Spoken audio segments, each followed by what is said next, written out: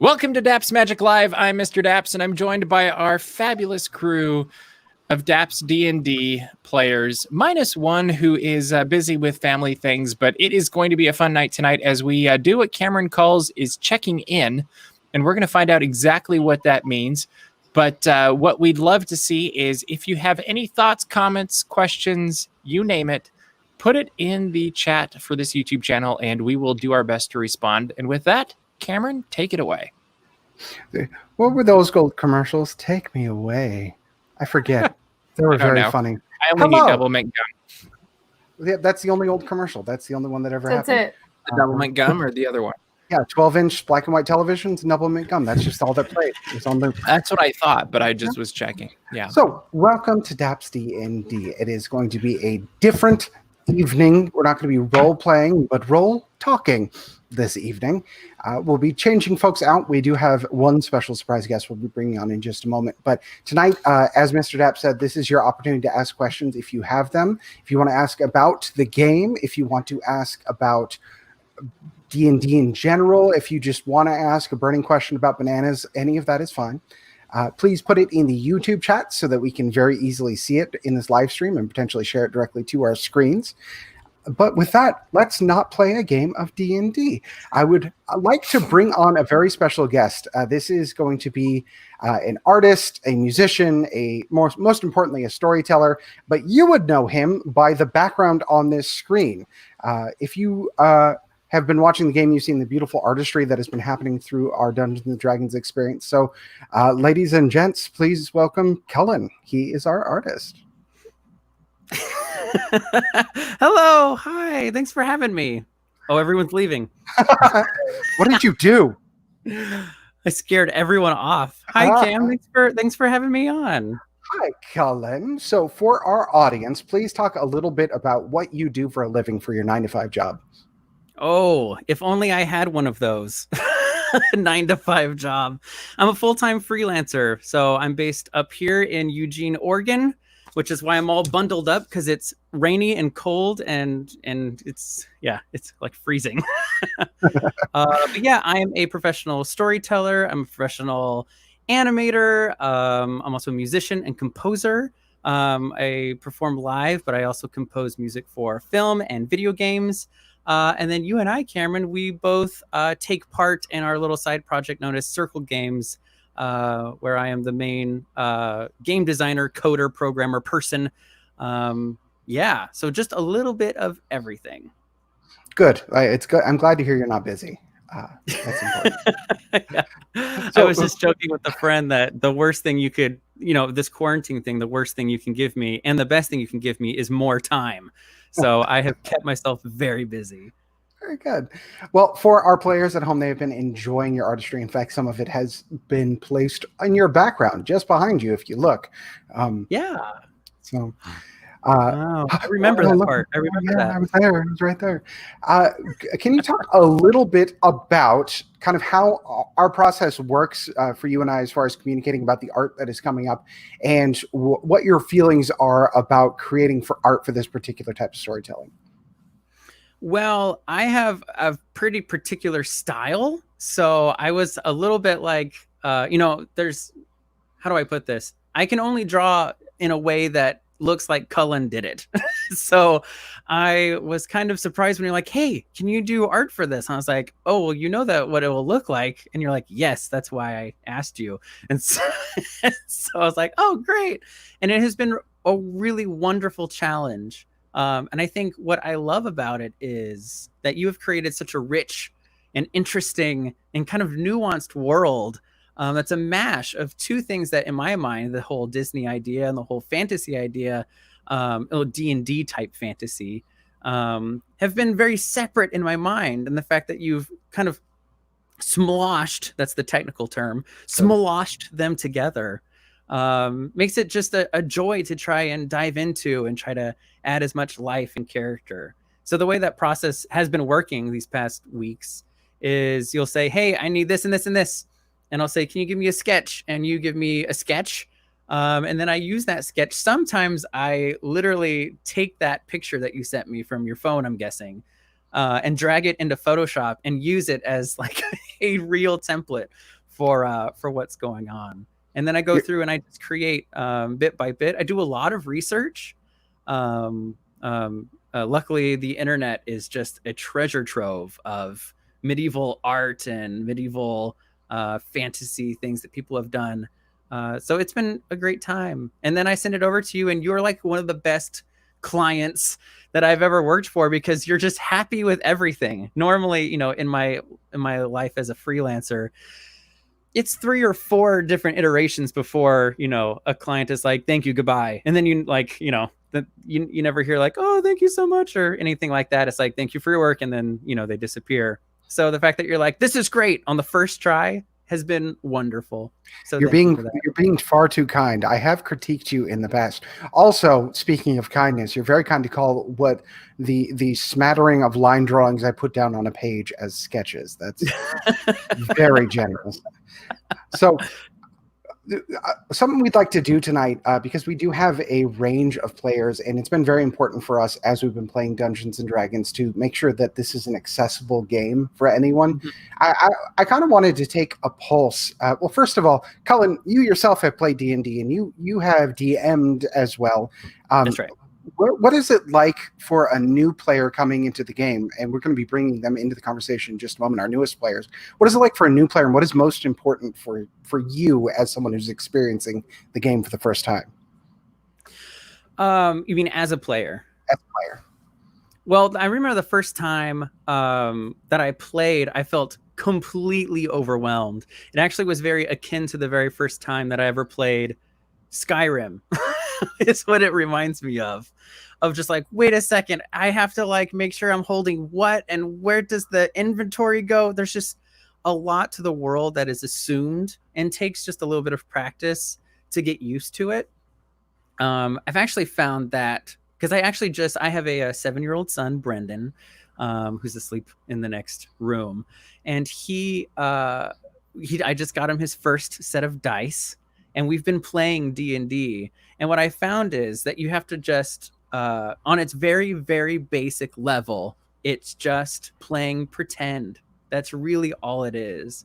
So what I found is, as a DM, and remembering what it was like as a player, that's remember that story, in my personal opinion, story first. The rules are there to help build and help make it so that things stay interesting, you know? But really, it's all about that story. Very good. Well, at this time, I would love to bring in our newest players. They're going to be Mr. Daps and Katie. They are playing Dobbs, the dwarf, and Colonel, the elf. Are you an elf or a half elf? I think you're an elf. I think I'm an elf. I think you're an elf. I think I'm an elf. I sure hope so, at least this far in. Bowie album, I think I'm an elf. So these two represent our new players. To the best of my knowledge, and I don't actually know this from Mr. Daps for sure, but have you ever played a tabletop role-playing game in this way before? No. Sweet. No. So this is the longest I've ever sat still for more than 45 minutes. In general in life. As you know, Cameron, when we used to work together, that I had a standing rule that any meeting that went over an hour, I was supposed to be pulled from. And which I think I did a couple of times. It was kind of like, there's a standing rule for my staff. If it's at an hour, pull me as quickly as possible. Anyway, keep going. Funnily enough, that is an interesting note about our gameplay. We try to keep it to about 2 hours, which is, in D&D terms, fairly short, all things considered. Sessions often go for 5 or 6 hours. Yeah, so I can do that. This is D&D light in many regards. So true. I would be all over the place.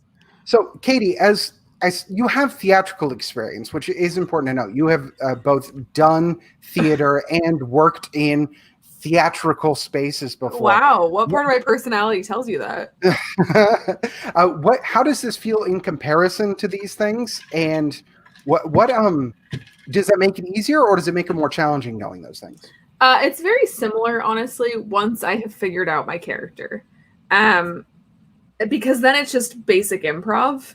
And I know that some people think of improv as like, wacky, I need to make jokes every 6 seconds. But that's not improv.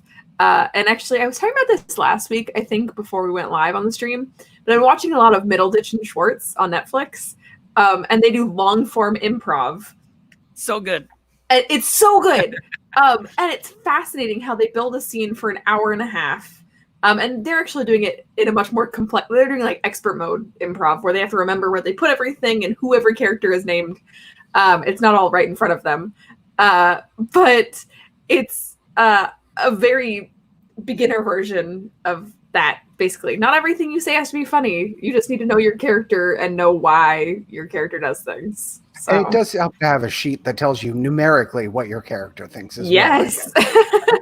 Which you bring up a very interesting point. Cullen and I actually originally met pretty much doing improv. That was where we got our start. In fact, the very first time Cullen and I ever hung out was a protest on our college campus against signage. That's and right. the only way that we could convey that message quickly to people was on signs. So we had a sign. The Let us cops shut us down. Wow, that's hardcore. Oh, it was great. But Cullen, as an improv expert, what advice would you give to new players that are interested in stretching their improvisational legs for the very first time in this kind of venue? Well, I honestly think that being truthful is the number one key in any kind of theater, or really any kind of art form, but especially improv. You know, you get these ideas that I think, and Katie, I think you nailed it on the head. People are sometimes so, they're so focused on being clever. Like clever is the thing that they're like, I want to say something funny. I want to, they want the stinger. Yeah, the whole time you're thinking of what's my zinger, you're not listening. You're not listening. Mm-hmm. And so what I tell, because I teach at the community college down here, I'm one of the guest artists. So I teach improv when we're not in quarantine. I teach down there. And that's really every single class. That's what it is. It's like, if you don't know what to do, take a breath and just be truthful. Like if your character is like, I hate this, then your character gets to say, I hate this, even if you think it's the most obvious thing, if you don't think it's clever. Or if your character is like, I don't know how I feel, then say that. You know what I mean? So I think that's my advice that I would give to any kind of improvisational thing. Check in and just tell the truth. Perfect. Now, the other side of our game, which is a little different than the others, is the Disney nature of it. Everything we do in the game, more or less, and even if you don't recognize it because I'm not doing a good enough job at hinting what it is has You're a doing root a good enough job. has a root in Disney culture or character or history. And the two newbies on this call, well, maybe being the least experienced with this game, I would argue are probably the most experienced with Disney storytelling of the folks that we have on this game.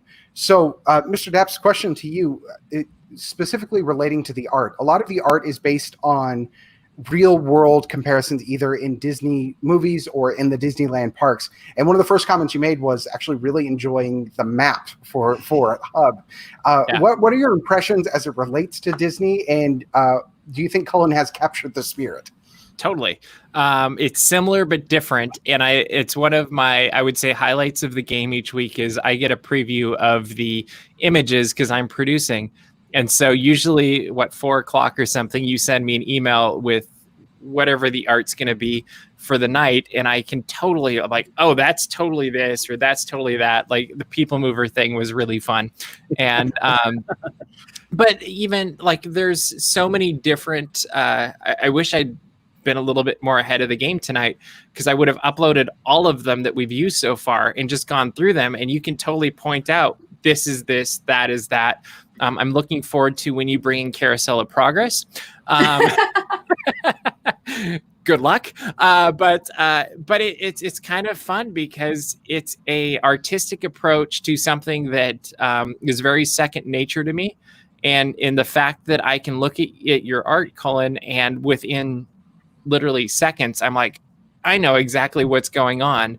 And in fact, I would say that's the only familiar thing to me in this game is yeah. And because there's all these weird dice and all this other stuff. And I'm like, and I will flat out tell you, I have 3 jobs that are each a full-time job that I do each day. And so I don't have a ton of time to dedicate to this. And the fact that I can have at least one area of the game where I'm like, I don't have to think, I know what this is. It's a very nice thing. Yeah. Great. Katie, same question about the art. I know at least one piece that you had a visceral reaction to in the previous weeks. Would you like to bring that up? So anyone who knows me, and for those who don't, let me hit you with it. I love Star Trader more than anything.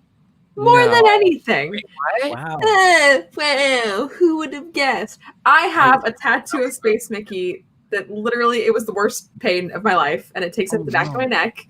It was horrendous. It goes up to my skull. It's awful. But I love Space Mickey, so I did it for him. I hope Space Mickey knows. But Gnome Trader, I screamed. Like, I screamed. And I put that art everywhere. And I believe that or Moon Trader. I'm so sorry, not Gnome Trader. It's a gnome, but it is called the Moon Trader. It's a good name, though. And I believe I posted art everywhere, and I said Moon Trader because it is high art. Space Mickey. I would die for Space Mickey, first of all. On that, Cameron, can I ask you a question real quick? Sure. So we've talked a lot about the world, but there's actually a couple of things that I've been curious about. I feel like this might be a good time to ask about. I was wondering, because there's like these two sides of the Disney and the high fantasy in world building, and kind of in the, I don't know if you want to call it the DM community, there's this idea of like the entry point into a world. And so like the most famous one being that Tolkien in Lord of the Rings was the language. The language was his way of approaching and creating. I'm just so curious, like, was there a particular ride or a particular character?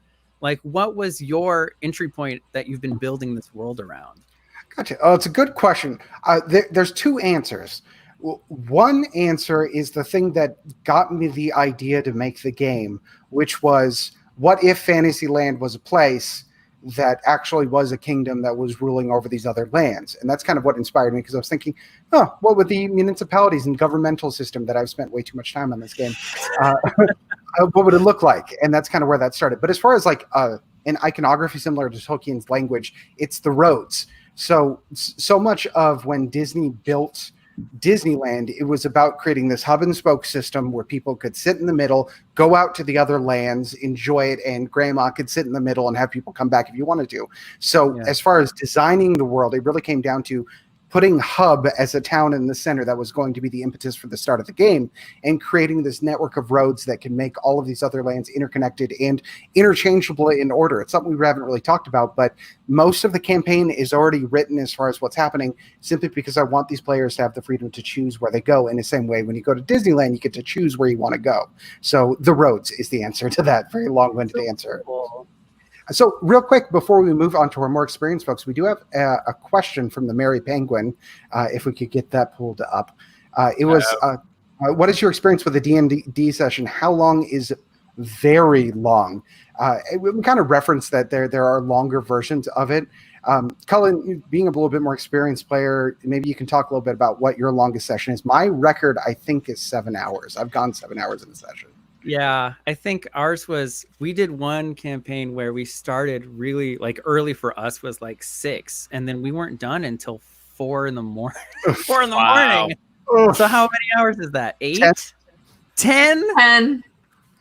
I mean, we took breaks, but it was like, it was one of those chapters, you know, that was just like so intense that we had to know. There was no good place to stop. Well, experience is the key here, and so I'm going to bid briefly our newer players adieu as we bring on our experienced crew.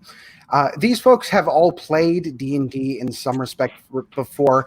Many of them have played a lot. Some of them I have played with personally before. So Stephen, Blue, Luke, welcome. Hello. Thank you. First things first, I want to go around. I'm going to start with Stephen. How long have you been playing D&D, and do you have an estimate, if you had to guess, how many games you've played? It's actually a fairly low number, but I was introduced to D&D back in late grade school by my brother, and he led a couple of sessions for me. And total number of games, I would say probably 12 different games, probably about 20 different sessions total. Mm-hmm. Very good. Blue, same question. Let's see. My very first game was back in college. So I would say about 2010 is when I first played my first game. And then as for how many games I've been in, that one didn't last very long. We did this guy, Tobias, I DM'd, then I'd say about 5 different characters I've had under my wing already. And lots of sessions. Yeah, lots of sessions. Very good. And Luke. I thought you had said 2010 number of sessions. Oh, geez. Specifically 2010. Luke, same question. Yeah, I was introduced to D&D back when I was working at summer camp, and that was in 2011. I haven't played a ton. I've probably had about 3 or 4 characters, DM'd a couple sessions, but the groups, it's hard to find the time to actually be able to gather everybody consistently for these games. But I've probably about 20 or so sessions as well. Very good. I played a lot with Cameron. So Luke is, interestingly enough, is almost the exact opposite of me when it comes to playing D&D. And what I mean by that is we're both excellent players, thank you very much. But whereas I am very story and narrative based and will throw out a lot of the rules and will probably throw out as many as I possibly can during the game, Luke has an intense knowledge of the game that I am extremely happy to have on this game. That's something I want to bring to the group as we discuss narrative choice versus some of the rule mechanics of the game. First of all, Luke, what interests you so much about the actual mechanics and the minutia of the game? With the mechanics of it, specifically like movement or armor class, that drives a lot of character creation. If you have a character that has a very low armor class, that might drive them to be a little bit more timid, hang back more, whereas if somebody is a bit more beefy, then they don't mind getting out there and they're kind of more assertive. And same with movement speed. You could be slow, so you try catching up to your group a lot. Just builds a lot of these stories with your characters. Very good. So for you, it's a way for you to inform your narrative choices a little bit more. Yeah. Very good. Now, Stephen and Blue are both theatrically based in many ways. Both of them have worked in many theatrical capacities over their lengthy careers. Stephen, specifically, you've done theater quite literally around the country and world. What is it like for you, someone who has worked with the building blocks of theater, because you've done a lot of children's theater? Is that something that you can bring very easily to a setting like this, or is it an entirely different system for you? It really does help to inform what I'm doing. Beyond anything else, touring for a traveling children's theater, acting alongside children, has made me a better improver by requirement than anything else I've done in my life. And as a better improver, I've become much better at D&D as a result, because I'm willing to jump out. I remember a session of Call of Cthulhu where my character was supposed to be the most charismatic one, and we got into a situation where we needed to calm an entire town down, and I was just sitting back going, but now I'm fully comfortable with not only covering those spots, but also honestly running campaigns. The first full campaign I ever ran, my players somehow thought I had DM'd more than I ever had, because they were like, oh yeah, you seemed experienced. I was like, yay, improv. I love this. Yes. Good. And Blue, one thing that I admittedly, you're probably the player I've played with the least, or had the least experience with as a person and interacting with.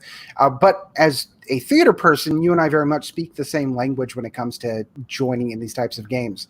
And one thing I really enjoyed when you jumped into this was committing to certain aspects of the theatricality right away, specifically character voice. You were one of the first, and I mean, everybody's making character choices. Even our newer players that may not have started with the character voice are using an affectation just naturally as they go now, which is great. But you started really strong. How important is voice to you in a character when you develop it? For me, the voice of the characters really brings them to life within my mind, because the inflection of how they react to certain things, how they speak to other people, is really going to get me in the mood, not only to stay in the character, but to really go back to my character sheet, look at exactly what I can do, and make more informed choices of what this character would be. Great. In one of our previous very short games that we've done that is actually playtesting a version of D&D that Steven has made, one of my favorite things was you started immediately with a New Zealand accent, which I'm very mad about, because it's the one accent I cannot hold for the life of me. And It's rough for me.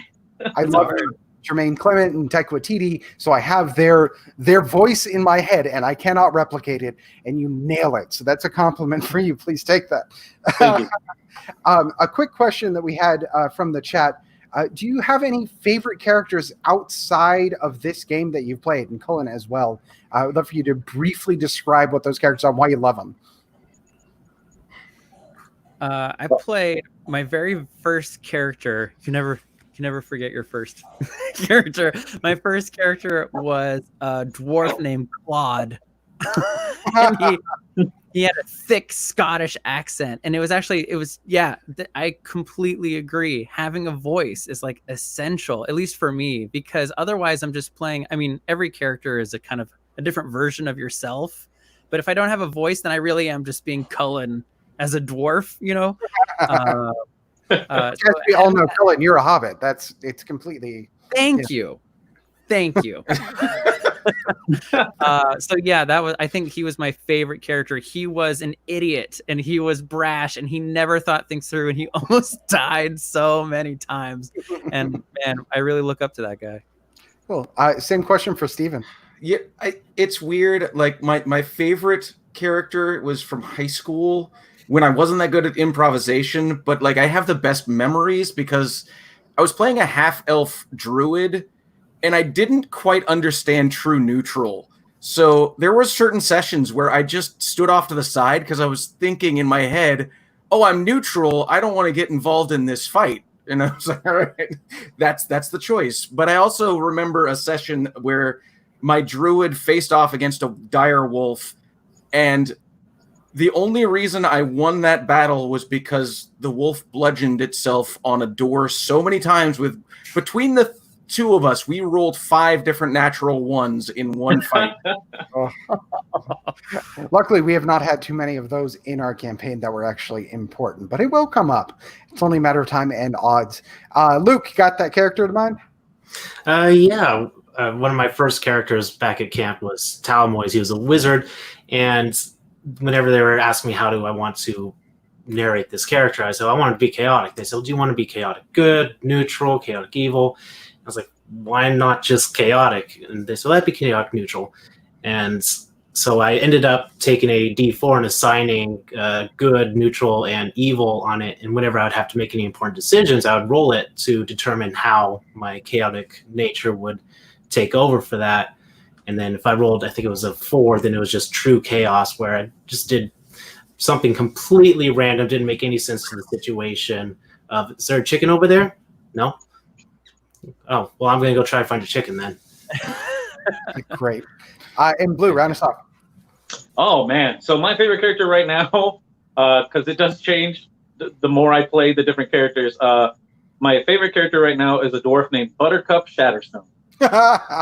Yeah. He is a necromancer, wizard, I believe, and he is not good with people.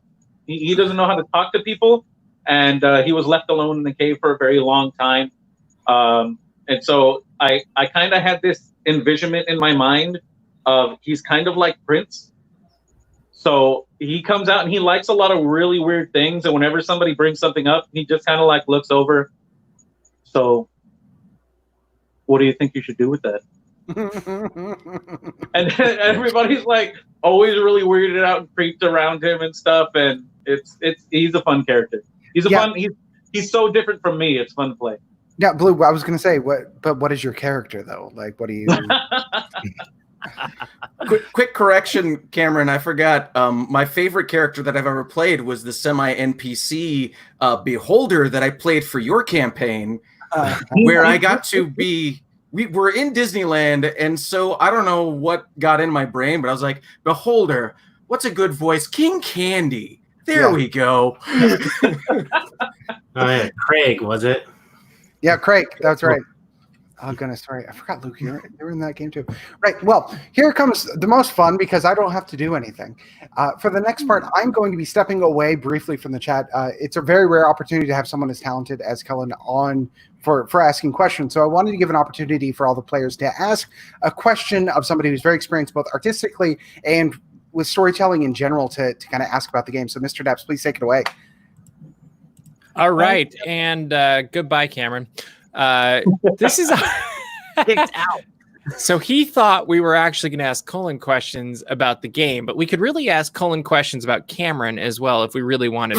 But That's true. Handle it. it's true. He'll never find out. Yeah, there's nothing he can do right now. He can only just hear us and watch. So let's go around the screen. And Steven, I see you in the top right corner. I don't know if you see in the same place, but this is your chance to ask Colin the Master any question you want. Sure. Well, Colin, you have a gigantically large background in music. And number one, I'm jealous about all the instruments you know how to play. That's amazing. But my question is, storytelling involved in music is complicated as you build a song. How much of that influences when you're building a story for Dungeons and Dragons? Does that background help you at all, or is it a completely different process? Oh, wow. That's a good question. The background, like a musical. Oh, interesting. You're combining two different parts of my brain. I mean, yeah, there's a natural flow. There's that kind of like act 1, act 2, act 3. And sometimes, you'll even have songwriters refer to different parts of a song instead of chorus, chorus 1, chorus 2. They'll actually talk about it in those 3 parts. It's actually Katie mentioned it earlier, that rule of 3, and it's so true. Oh my gosh, that so that might have been smart. before we went live, but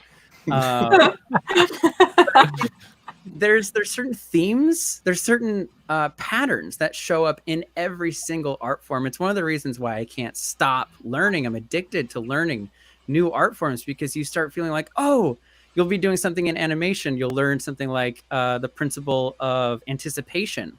And you're like, that's in jazz, and that's in storytelling, and that's here. And then you'll learn another principle. And these principles, they come up over and over and over. Like, I don't know. It comes to mind like A Beautiful Mind, Russell Crowe, like the patterns. I haven't started putting yarn on the walls yet, but You'll get there, don't worry. there. And I think it's one of the reasons why in theater, in improv, in storytelling, in music, over and over again, those things come up. So those, quintessential things like the rule of 3, there's, it's the darkest before the dawn. And you get those in music, whether you need to, find the silence before a note so that it hits more. That happens in storytelling in D&D too. That's a really good question. I'm going to have to write a book about it. That is such a good question. Please do. And if you could have it done by the time we finish this game, then that can be our next step. All right. Right. No pressure. Luke, what do you got? All right. So I know I've DM'd a couple of games, and Cameron kind of mentioned how he's already pretty much got a good storyline set for us, a good skeleton of it. How much of a story are you willing to give up based on how the main characters act when you don't know what they're going to do, i.e. a secret war the Colonel's been in? What do you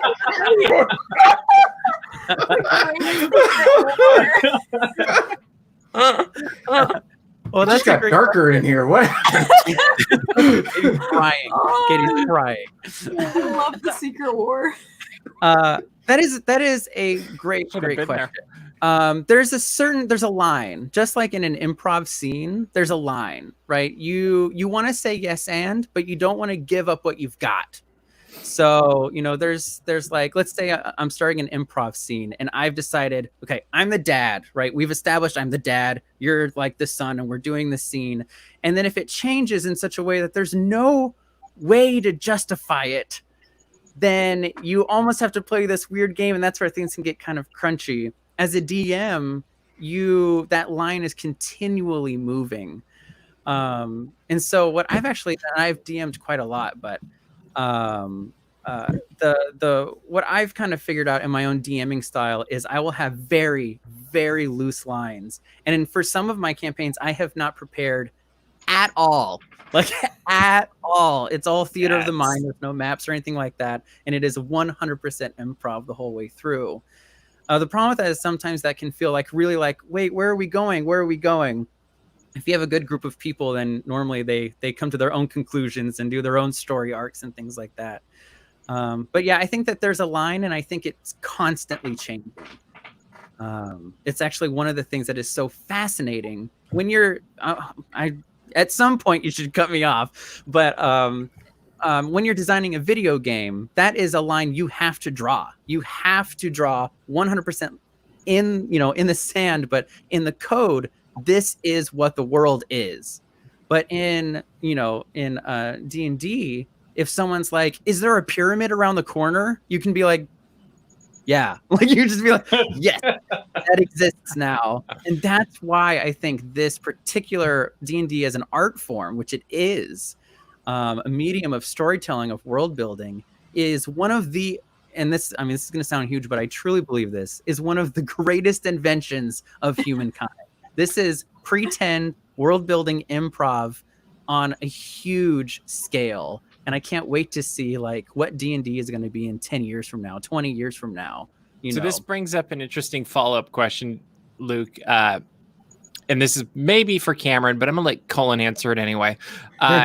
We have created now a world that's within the Disney universe that you've been creating artwork for. Do you find that a liberating thing, or is it a limiting thing as you're talking about world building? Well, to clarify, I'm only drawing what Cameron is describing to me. Sure, but you have an imagination. Totally happening. In his strange mind is where it's all coming from. So I just get to try my very best to draw what he's describing to me. But I mean, just to answer that quickly, I think my friend Don, he was just interviewed. For he says this a lot, that the worst thing you can give someone is just an open field and an unlimited budget. Cool. I think the idea of Disney and incorporating it gives really cool walls to the sandbox within which you can start building and making really unique things. I actually think that kind of limitation, quote unquote, is the best thing you can give yourself. Nice. And I've always thought limitation is really a key ingredient to creativity. Blue, you got a question?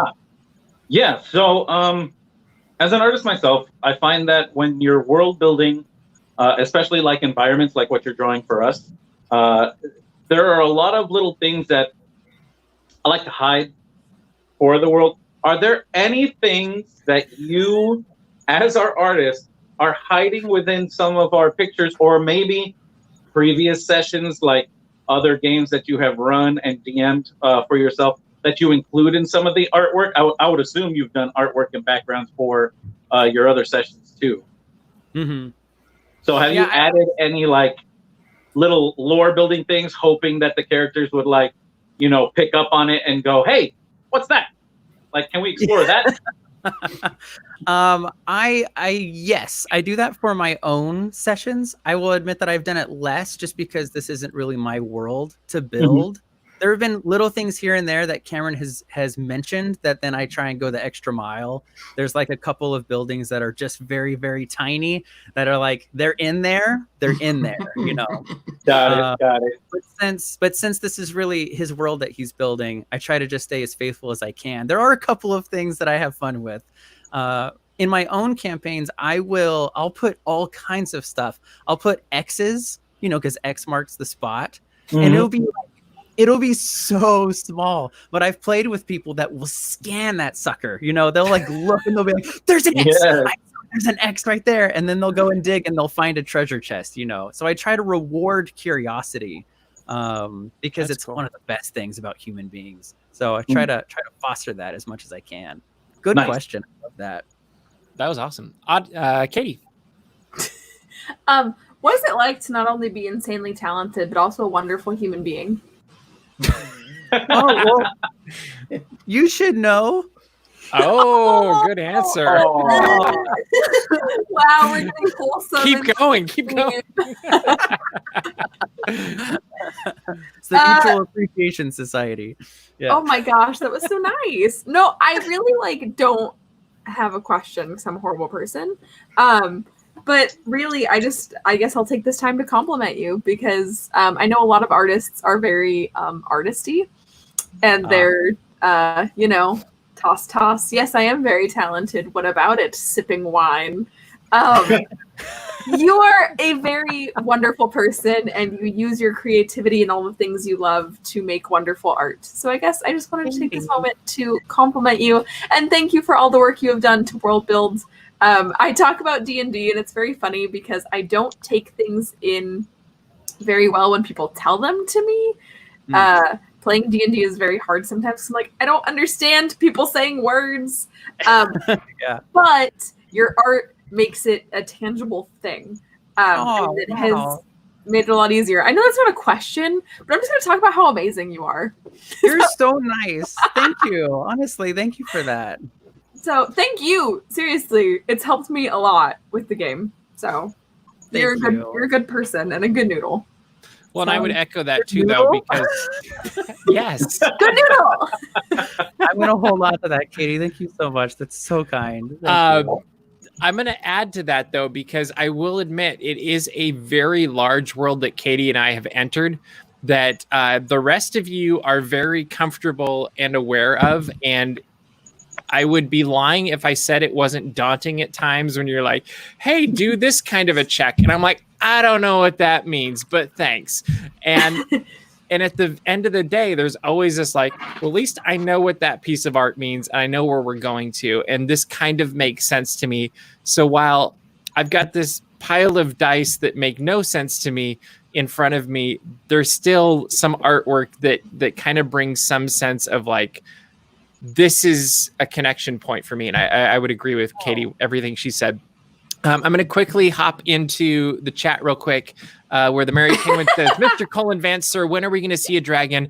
I'm actually going to answer it for you, Colin, because this is a Mr. Daps question, not a Colin question. And it's actually a Cameron question, is you will not see a dragon on Daps Magic beyond the phantasmic dragon, just because we have a dear friend who deals with some, I don't know, challenges in life. And Yes. dragons do not react well with her and usually set her into a multi-hour meltdown. So we have made the very, I think it's an important decision to It keep is. Daps a safe place so that she continue to come to Daps and have it as a safe place. And we appreciate you doing all you've done, Colin and Cameron. So my question for you, Colin, it originally was going to be something to do with the hero's journey and how that connects with a D&D. And you can talk about that after I ask this first question. Yeah. Because I heard you all talking about truth and just going with what you feel and what you're thinking. And so I really had to come back to, what did you think when Cameron sent you a rough drawing of a really ugly goat? Because I will admit, the goat has become a highlight for me in D&D. And I don't know about the rest of the guys and gal here, but the goat me. has become one of the fun sidekick whatever things that we kind of want to eat, but anybody who's actually eaten goat knows you probably don't want to. Characters in DAPS D&D. Yeah. And then talk about the hero's journey. The hero's journey. Maybe the goat is the hero. I don't know. Ba is the hero. Leave him alone. Yeah. I think the goat might be the spiritual guy, the supernatural aid. I think that. Okay. Hopefully we don't need him. I mean, if we're telling our truth, are we telling our truth? Fire We're away. speaking our truth I right love now, that Colin. goat. Thank you. I don't think he's ugly. I think he's great. I think the funniest part of the goat making process, which is a sentence I didn't think I'd say today, was how many times I had to redraw just how far the eyes need to be. And how thin. I would send it to Cameron. I'd say, like this. He'd go, more. More. Can't stop. You don't know what you're doing. Pretty soon the eyes are on the back of the head. No, all I'm Far enough. hearing is Palpatine's "Do it." That's right. Yeah. I don't know how to bring that into the hero's journey, but the goat is great. I'm Yeah. glad you think so. Now talk about the hero's journey in D&D. What can you give me a question? I could literally talk about that for 8 hours or 10 Well, again. This really, like, I'm still figuring out what exactly we're doing in this game. And clearly we have some mission that we're trying to do something with the crown and whatever. But every good story tends to come back to, and Cameron gave me the Joseph Campbell book a few years ago, and it's been one of the more enjoyable reads that I think I've had in recent years. And I'd be curious, as I think a DM actually, like, how do you incorporate what you've learned from that as you're kind of guiding the story, but you're also kind of letting people experience and explore where they're going to go with the story. And what do you do with all that? Whew. Okay. Did I narrow it down a little bit? This is great. No, this is perfect. No, I'm glad that you talked about kind of how you're feeling about it too, because I think maybe I could at least point in a direction. So there's a misconception with the hero's journey that, you know, we think about this idea of a hero, which in the Western world has been usually like a white male, you know, like it's one dude. None of that. Boo. No, I thought it was a goat. It's always been about one guy and his journey, and he goes through all this stuff to save the world. And yes, that is a really good metaphor. What I love about D&D is it allows storytelling in the hero's journey to take the next step towards what real life is that we are all the heroes of our own journeys simultaneously. We're all going through this at the same time, and we're all hitting the different posts, those different, 12 or however you want to count it posts sometimes at the right time, like at the same time. And that's really weird when that happens.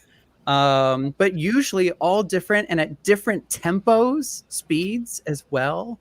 So that's why I love D&D, because when you're writing a novel or a video game or an opera, you really need to focus it through one, maybe two characters. That's as much as you can do before metaphors start getting too complicated, blah, blah.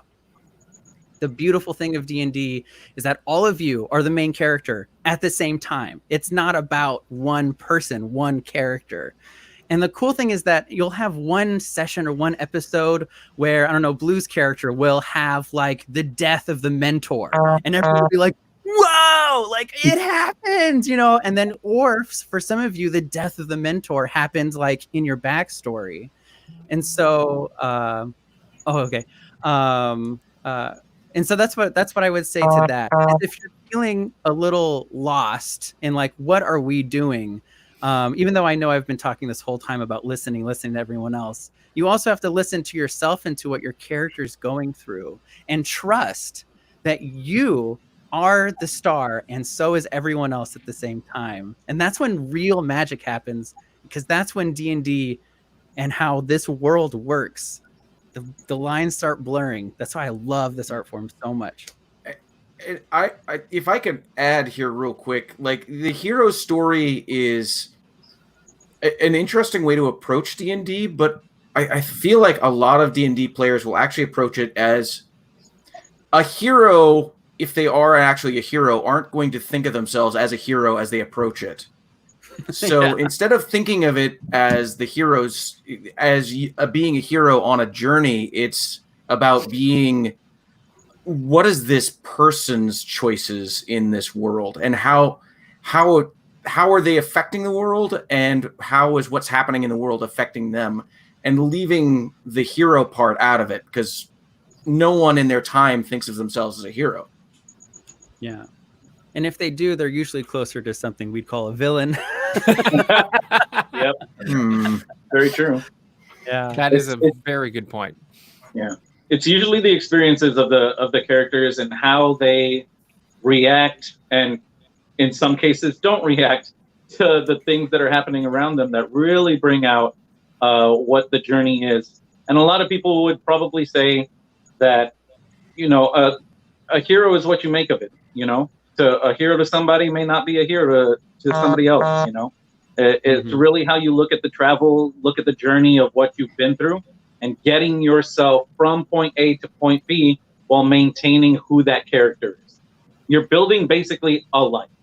Yeah. Yeah. That's really well said. Mm-hmm. Yeah. I'm going to throw one more thing out there as well. I find this with all players, but usually with beginner players too, is they'll get a little hung up on, am I doing this right? Actually, this happens in improv too. Am I doing it? Am I doing good? Am I doing it right? I would say improv is so much easier than D&D, but go ahead. Yes. And Yeah. Well, what I would say is that's not the question. Am I doing good? Am I doing a good job? The question is it interesting? Are you interested in this character? And if you're not, 9 times out of 10, it's because they're either not being truthful or you need to start taking risks. And that's the last thing I want to put out there as far as we're talking about the hero's journey. The hero's journey doesn't happen until someone says today is the day. Like, today things change, the point of no return. And so what I would say to anyone here, and for those of you who've played a lot of D&D, you recognize your character will always have a moment where there is no going back. And so if you're feeling like, I don't know what I'm doing, or I don't know what who this character is, make something happen. We can take risks in D&D that we're too scared to take in real life. We can put these poor characters through their trials and tribulations and see what happens. That's awesome. And with that, I think we need to pull Cameron back in. And I think we're actually starting to wrap up. Is that correct, Cameron? I can see you in the green room, which is what I'm going to call this now. So I am going to drop several of you, and you're going to see some of us. And I don't know if you'll come back. We'll see. But you will be back. Mr. Stark, I don't want to go. I know. Just snap away. All right. Cameron, welcome back. What year is it? I know. How was that? How did that feel sitting in the green room? Like, it's kind of weird, isn't it? Oh, snacks were a little bit off. I think they've been sitting there for a little while, but I think we've had better green rooms, yeah. to be completely honest. Whoever mixed Skittles and M&Ms in the same bowl is a monster. I will say that. I love that idea. Bring Cullen just back onto the video. I suppose we can. Well, I really wanted you. I should have warned you I was going to do that. I'm sorry. Has already taken off his shirt and right away. That could have been really bad. Done with that. Wanted to take the opportunity to thank you publicly, Cullen, and put awkwardness in a public spectrum to say thank you very much. We do greatly appreciate your work for this campaign. I can tell. Thank you for having me. I'm overwhelmed with the appreciation. Thank you so much. And I am underwhelmed by my ability to express it. You see that? That was nice. That was real good. It was. So if you want to see more from Cullen, probably the best place I would say is cullenvancecreative.com. That's going to have a lot of his stuff on there. Or you can find him on these social medias. I believe it is Cullen Vance Creative on Instagram, I think is where we can find you. You're good. And at Cullen Pants on Twitter if you want a little bit more focused content. Can I plug something? Please. Yes. I have a new single coming out on iTunes and Spotify next Friday. Not tomorrow, but next Friday. Very That good. is awesome. So What is it looking to date right now, or is it just happy with who they are right now? Yeah, it's playing the market. Right. Okay. Good. Good. Okay. Good. Good. All right. Well, be sure to check that out. To plug a couple of other things before we get off the stream, Mr. Daps, who is sitting to my right digitally, I don't know if that's how it actually is on the screen. We'll find out. Is the head of Daps Magic. If this is your entry point into the Daps Magic world, it is a website. It is a place to have conversation. It's talk show. It's a whole bunch of stuff. You can check all of it out at dapsmagic.com. It is updated daily with content. A lot of great videos on there as well, especially if you're trying to get your Disney fix while you can't really go. There is a lot of content there to see. Every We just Tuesday. discovered more tonight. Awesome. Yeah. Tuesdays at 9:30 is our web show Geeks Corner. That's 9:30 p.m. Pacific District time, I think is what it is right Sure, now. why not? 9:30, you're going to be able to hear the latest in the world of geek that we review for the week previous. And our dear friend Steven has a podcast out right now. I believe All the Web's the Stage is the name. It's a great place to check out some Twitter-based theatrical shorts, which is a concept I don't understand in the slightest, and I'm so glad he's doing But it. it's really fun. It's really fun. Yeah. I've been on it. Mr. Daps has been on it. Katie has been on it. Those will all be upcoming episodes. I assume you'll get an ask after this, Cullen, to be on it as well. If you have not received Oh, you already asked, yeah. You should do it. You'll enjoy it. It's fun. Yes, great. But we'll try to be back next week. This has been a little bit of a deviation to allow for some time, and I'm really glad we got to have this conversation. In the coming days and weeks, we're going to have a little bit more content coming out that isn't just the game. We're also going to be talking about how to play D&D and how to be a storyteller in this. And we So might find out what all these dice are for. there will be a dice-based video. I am specifically looking for forward to Mr. that Daps. one. But thank you so much for joining us and spending the time this evening. Again, use the hashtag DAPSD, the letter ND, on Twitter and any other social platform, especially if you want to ask us questions, or if you'd like to contribute a Disney-themed D&D item to our store. Zeke's Mercantile is going to be carrying a lot of these. Our adventurers are going to have a chance to use some of those items in the near future. So please, hashtag DAPSD&D, send over your Disney-themed D&D items. And with that, thank you so much, and we will talk to you soon. Have a great night, everybody. Maybe.